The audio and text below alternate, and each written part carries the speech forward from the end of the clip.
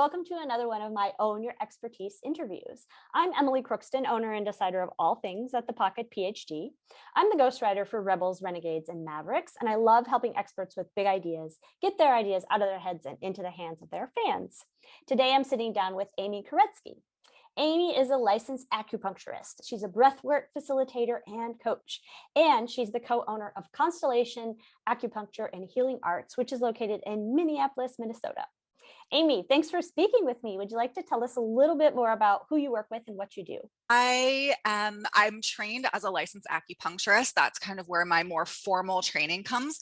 And then I also, through that trajectory of getting into the healing arts and my own healing journey that I've been on for the last 20 or so years, I found breathwork, which I found was incredibly supportive for me, not only as a human being with a chronic health condition, but also as a business owner. So over time, I've also expanded my practice to including breathwork, specifically working with successful business owners who have found a little bit of overwhelm in the weight of running a successful business and the emotions that come up with that. And so what I do in my breathwork and coaching practice is help business owners kind of build the businesses that they love, and doing that through working through some of the emotional gunk. But along with that, I still have an acupuncture practice. I still see patients in that practice, but also have a team of employees that work with amazing patients as well. Nice. I love that blend and how everything kind of comes together. And I love that.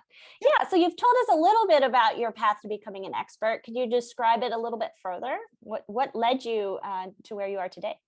Yeah. So as most people who are in the healing arts, especially in the non-traditional or complementary healing arts, usually it happens because we have our own health crisis that we've gone through in our own lives. And for me, I was freshly graduated from undergraduate school. I was 21 years old and I got sick as a dog, so sick that I'd been living in Indiana. That's where I went to IU for undergrad. I've been living there. I was going on a big trip to California with some friends, happened to have a layover in Minneapolis at the time, which is where I'm from. And my mom wanted to see me. And so I saw my mom at the airport and she was like, "You look like death right now. I'm actually keeping you home and taking you to the hospital."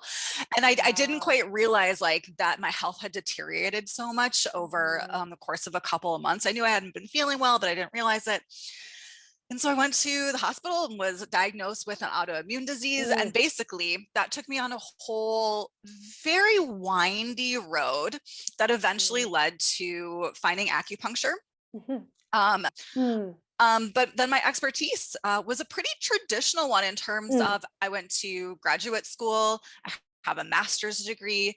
I don't think a lot of people realize that in Chinese medicine, at least for where I live in Minnesota, many other states in the United States, you have to have master's degree. You have to have over 3 years of education, over thousands of hours of both classroom time and clinical hours before you can even go ahead and take the national boards, which then I took 4 national board exams. So I'm nationally board certified, have my master's degree. Many people nowadays also have PhD or doctoral degrees for Chinese medicine. That wasn't as popular when I was in school 10 years ago. And so I have a pretty traditional trajectory over the last decade or so.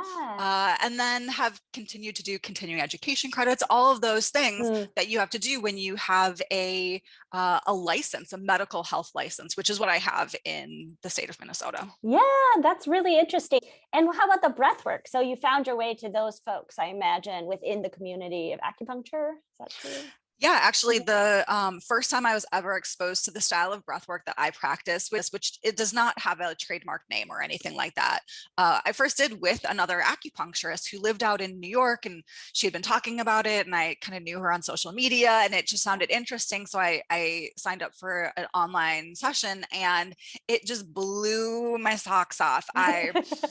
at that point in time, I had been an acupuncturist for a handful of years. I am a Reiki practitioner. I'm very comfortable with feeling energy move in my body. Yeah. But when I did breath work for the first time, I was feeling energy in my body in a way that I had never felt it in an acupuncture session to that degree.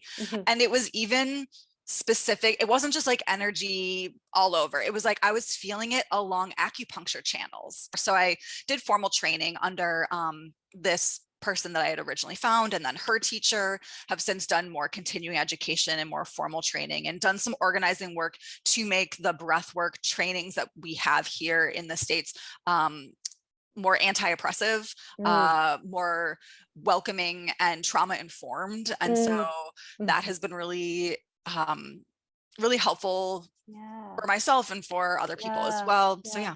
Cool. Yeah. So I'm curious, do you ever find that, all your training and everything, can be a little bit of a disadvantage when you're trying to do breath work and trying to really get into your body? Yeah. Work through things. I will say, in the beginning, it was a little bit, because I find that when I'm doing breath work, sometimes I'll be very present with what's going on in my body. I'll be very present with what's going on in my heart, but sometimes I'm very present with what's going on in my brain. And I don't see that as a problem. I think really historically, meditation has been talked about, as you said, as this way to get out of our brains, or to like calm the mind or subdue the thoughts that are happening, as if that's a problem to be having them. Yeah. And I think what I've really leaned into with breath work is like, we're going to have thoughts. That's what the brain does. It's always going to have thoughts.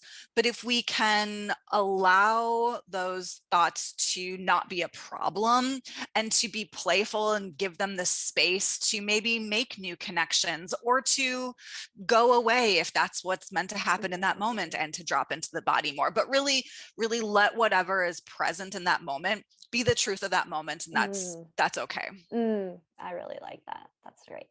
Yeah. Yeah.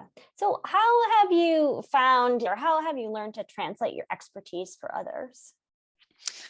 Yeah, well, I'll say that was a bit of a challenge in the beginning, because very literally my expertise was originated in another language. So this idea of like translation is very true, because even some of the terminology that we use as acupuncturists, we're talking about qi and yin and yang and jing, and like all of these things that are actually words that are Chinese words. They're not even English. And so not only do we have to translate them in a very literal sense, but we have to translate these ideas. And so I've always been I've never really been a big like poetry person. However, I've always used a lot of like imagery in my language, and, used that sort of symbolism a lot. And so I've really leaned into that. My undergrad is actually art history. So, for me, as someone with an art background, with an imagery background, that has been a real benefit to how I translate these ideas and talk about them to my patients. And I've found that has been extremely successful for me. I also tend to get a lot of patients who are also artists, creatives. Even before I had my coaching practice and was really working with creative entrepreneurs specifically, my first couple years of acupuncture practice, I was getting a lot of people from the design world, a lot of people from the agency, like, ad agency world, a lot of musicians. So people who already kind of understood these languages as well, and how to translate ideas in a different sense. And so that sort of conversation was always something I naturally gravitated for and people resonated with. And so I think that was a real big benefit to me in the beginning, and why I was able to grow my practice to the size that I did in the timeline that I did. Right. Nice. There's so much growth to be had in so many directions. Yeah, eternal student. Right. That's awesome. Oh, Amy, I really enjoyed this conversation with you. Why don't you tell people where they can find out more about you if they're curious? Yeah, so you can find me at amykuretsky.com. That's my website where I have my coaching and breathwork practice. On that site, you'll find a I think it's like 10 or 15-minute video, free video just on there where you can try breathwork yourself if you're curious and want to see what it's like. And if you're in the Twin Cities and you want to learn more about our clinic, you can find us at constellationacu.com. Awesome. Thanks so much, Amy. Thank you.